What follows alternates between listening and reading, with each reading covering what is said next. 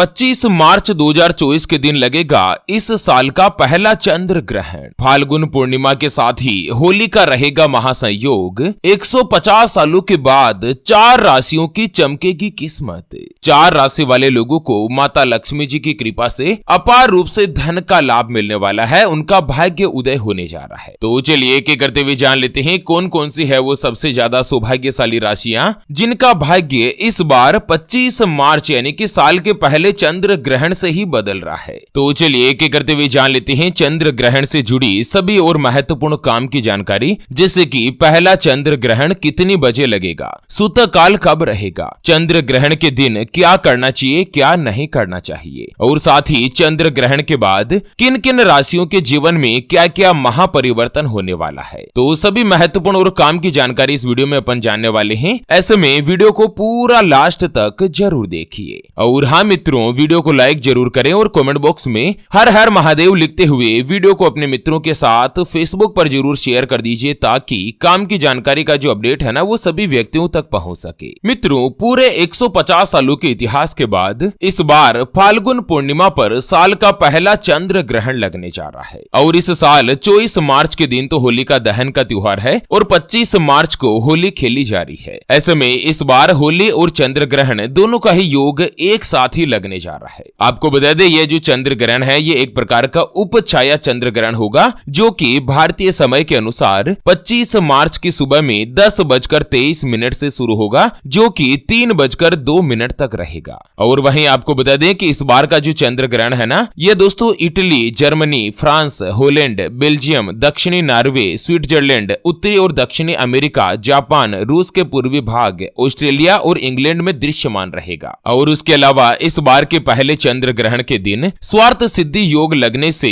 चंद्र ग्रहण का जो महत्व है वो 100 गुना तक बढ़ चुका है। साथ ही आपको बता दें 10:23 से 25 तारीख के दिन ये चंद्र ग्रहण शुरू होगा और चंद्र ग्रहण का जो सूतक काल है वो 9 घंटे पहले से शुरू हो जाता है। और साथ ही आपको बता दें कि सूतक काल शुरू होते ही ग्रहण के नियम भी लागू हो जाते हैं। चलिए जान लेते हैं इस बार साल के पहले चंद्र ग्रहण के बाद यानी कि 25 मार्च के बाद सबसे पहली जो भाग्यशाली राशि बनेगी वो आती है मिथुन राशि, जिनके नाम का पहला अक्षर का, की, कु, बड़ा ग, छ, के, को और हा से शुरू होता है, उनकी मिथुन राशि होती है। जैसे कि कैलाश, कोमल, किरण, कमलेश, कालू, छगनलाल, इस तरह से जिनका भी नाम होता है ना उनकी मिथुन राशि होती है। मित्रों, मिथुन राशि वाले लोगों के लिए इस बार 25 मार्च के दिन लगने वाला यह पहला चंद्र ग्रहण बहुत ही अच्छा और शुभ साबित होने जा रहा है। एक तो आप लोगों के ऊपर माता लक्ष्मी जी की विशेष रूप से कृपा बनी रहेगी। साथ ही मिथुन राशि वाले मार्च के बाद से ही हर क्षेत्र में सफलता के अलावा धन का लाभ कमाएंगे। लंबे समय से आपके जो भी रुके हुए कामकाज है वो पूर्ण होंगे और आप अपनी वाणी के कौशल से हर किसी के प्रिय बन सकते हैं। मित्रों, ज्यादा से ज्यादा संख्या में वीडियो के नीचे कमेंट बॉक्स में हर हर महादेव जरूर लिखें और वीडियो को फेसबुक पर भी शेयर कर दीजिए, ताकि सभी व्यक्तियों तक यह काम का अपडेट जो है पहुंच पाए। मार्च के बाद से ही मिथुन राशि वाले लोग समाज में मान और पद प्रतिष्ठा प्राप्त करेंगे। परिवार के साथ आपका समय बहुत ही अच्छा बीतेगा। इनकम के नए नए स्रोत खुलेंगे। पार्टनर के साथ भी आप क्वालिटी का टाइम बिता पाएंगे। बिजनेस में अपार सफलता के साथ ही खूब सारा मुनाफा प्राप्त होगा। जो भी मिथुन राशि वाले कुंवारे हैं, सिंगल है और बहुत दिनों से अपने लिए योग्य रिश्ते की तलाश कर रहे थे ना, तो अब आपकी यह तलाश पूर्ण होने वाली है। मार्च के बाद अप्रैल, मई और जून, इन 3 महीनों के दौरान चाहे आप लड़का हो या लड़की हो, मिथुन राशि वाले लोगों का 3 महीनों में विवाह का योग निश्चित होगा। विवाह की बातचीत तो चलेगी ही, साथ ही कहीं पर योग्य जगह पर आपका इसी साल 2024 में विवाह हो सकता है। लंबे समय से आपके जो भी अटके हुए या रुके हुए कामकाज थे वो पूर्ण होंगे। आर्थिक रूप से धन का लाभ होगा और साथ ही जो भी धन संबंधी कोई परेशानियां चल रही थी, मुसीबतें चल रही थी, तो वो दूर होगी। माता लक्ष्मी जी के आशीर्वाद से इस साल 2024 में अप्रैल से लेकर सितंबर तक ये जो आपका समय है ना, इसमें आप काफी अच्छा पैसा कमा पाएंगे और इस समय के दौरान आप धन की बचत तो करेंगे ही, बैंक बैलेंस बढ़ेगा और कर्ज से भी छुटकारा मिलने का योग है। मिथुन राशि वाले लोगों को उपाय बताया गया है कि चंद्र ग्रहण वाले दिन यानी कि 25 मार्च के दिन आप किसी भी गौ माता को हरा चारा खिलाइएगा। उसके अलावा अगर आप चाहें तो आपके आसपास अगर कोई भी अपाहिज व्यक्ति है यानी कि जो असहाय व्यक्ति है, उनको भोजन का दान करें, अन्न का दान करें। इससे साक्षात धन की देवी माता लक्ष्मी जी आपके ऊपर अति प्रसन्न रहेगी और जीवन में जो भी परेशानियां हैं वो समाप्त होगी। धन के भंडार हमेशा हमेशा के लिए आपके घर में भरे रहेंगे। चलिए जान लेते हैं चंद्र ग्रहण के बाद अगली यानी कि दूसरी जो भाग्यशाली राशि बनेगी उसके बारे में। उससे पहले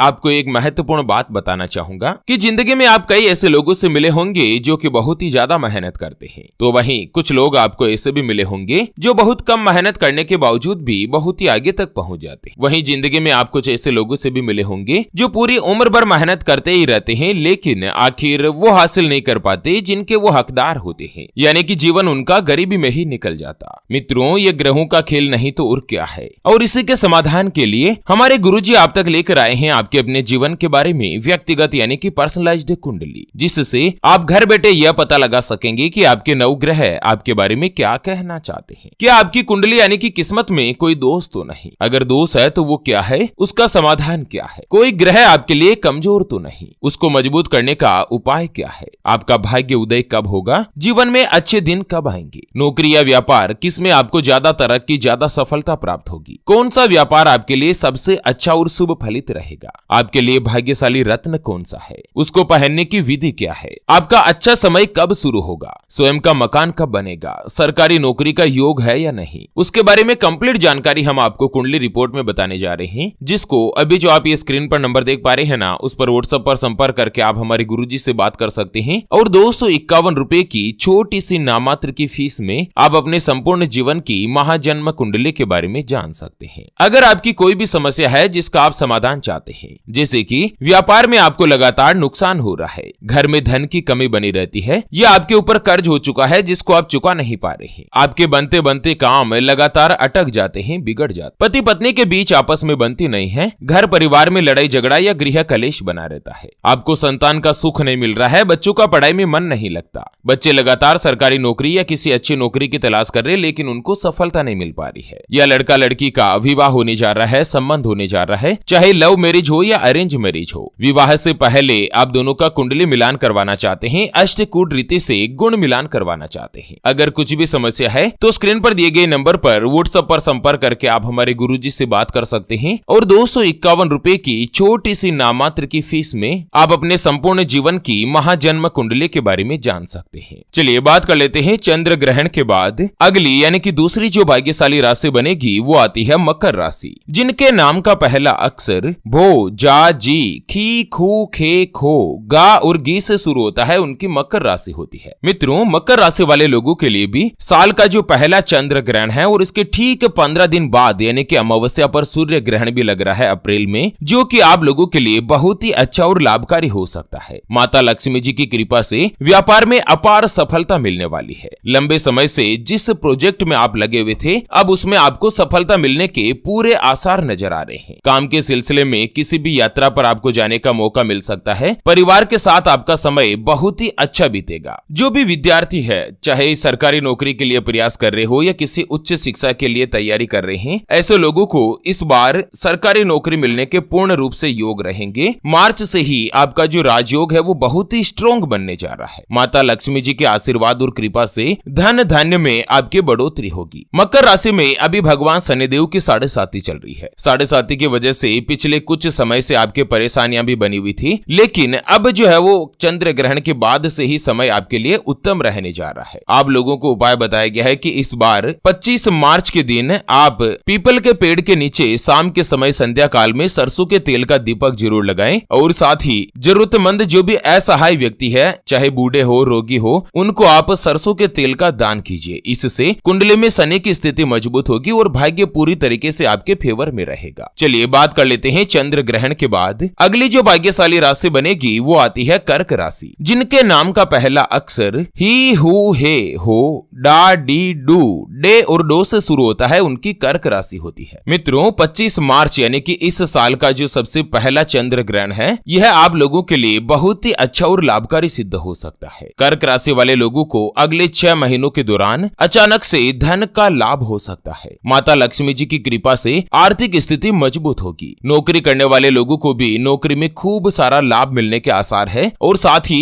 इस साल 2024 में आप कोई भी वाहन या प्रॉपर्टी आदि संपत्ति खरीद सकते हैं। परिवार का भी पूर्ण रूप से सहयोग प्राप्त होगा। कानूनी मामलों में आपको सफलता हासिल हो सकती है। कर्क राशि वाले लोगों के जीवन में इस बार जो ये चंद्र ग्रहण है ना, ये बहुत ही अच्छा और उत्तम रहेगा। आप लोगों को उपाय बताया गया है कि कर्क राशि वाले लोगों के लिए ये चंद्र ग्रहण 10वें स्थान पर लगने जा रहा है। ऐसे में ग्रहण के नेगेटिव इफेक्ट से बचने के लिए रात के समय आपको दूध पीने से बचना चाहिए। उसके अलावा करियर में और ज्यादा फोकस करने के लिए किसी भी गुरुवार के दिन आप जो गरीब बच्चे हैं उनको शिक्षा से जुड़ी कोई भी सामग्री आप दान कीजिए, जैसे कि पेन, पेंसिल, कॉपी, किताब, इस तरह से जो अध्ययन सामग्री में काम आने वाली चीजें है ना, ये दान कीजिए। सरकारी नौकरी का राजयोग जो है वो आपका प्रबलता के साथ बनेगा। चलिए अब बात कर लेते हैं कुछ ऐसे काम है जो कि आपको चंद्र ग्रहण के दिन भूल कर भी नहीं करने चाहिए, नहीं तो ग्रहण का जो नकारात्मक प्रभाव है, जो नेगेटिव इफेक्ट है ना, वो आपके ऊपर पड़ सकता है। मित्रों, शास्त्र के अनुसार चंद्र ग्रहण का सूतक काल ग्रहण के समय से 9 घंटे पहले से शुरू हो जाता है। इस बार का चंद्र ग्रहण 25 मार्च की सुबह में 10 बजे लगने जा रहा है। ऐसे में सूतक काल शुरू होते ही आप लोगों को किसी भी प्रकार का कोई भी शुभ काम नहीं करना चाहिए। उसके अलावा ग्रहण काल के दौरान भोजन करने और भोजन करने की भी बनाने की भी मनाही होती है। ना तो खाना खाना चाहिए और ना ही खाना बनाना चाहिए। 10 बजे से पहले भोजन कर लीजिए और शाम को ग्रहण खत्म होने के बाद वापस भोजन कीजिए। ग्रहण के समय किसी भी देवी देवता की मूर्ति को नहीं स्पर्श करना चाहिए, किसी भी मंदिर में नहीं प्रवेश करना चाहिए। ग्रहण के दौरान तुलसी के पौधे को तो भूल कर भी आपको छूना नहीं चाहिए। उसके अलावा ग्रहण काल के समय किसी भी प्रकार की कोई भी धारदार वस्तुएं जैसे कि चाकू, सुई, तलवार आदि का इस्तेमाल या फिर उनको पास में भी नहीं रखना चाहिए। इससे क्या है, नेगेटिव एनर्जी क्रिएट होती है, नकारात्मक ऊर्जा जो आपके लिए नुकसानदायक रह सकती है। बाकी अगर घर में कोई भी गर्भवती माताएं हैं, बहनें हैं, उनको ग्रहण काल के समय घर से बाहर भी नहीं निकलना चाहिए। अगर बहुत ही जरूरी है निकलना, अनिवार्य रूप से अगर गर्भवती माताएं बहनों को ग्रहण के दिन अगर घर से बाहर जाना अनिवार्य है तो आप अपने साथ एक नारियल लेकर जा सकते हैं। अच्छा, आपको क्या क्या करना चाहिए? तो दोस्तों, ग्रहण काल के दिन आप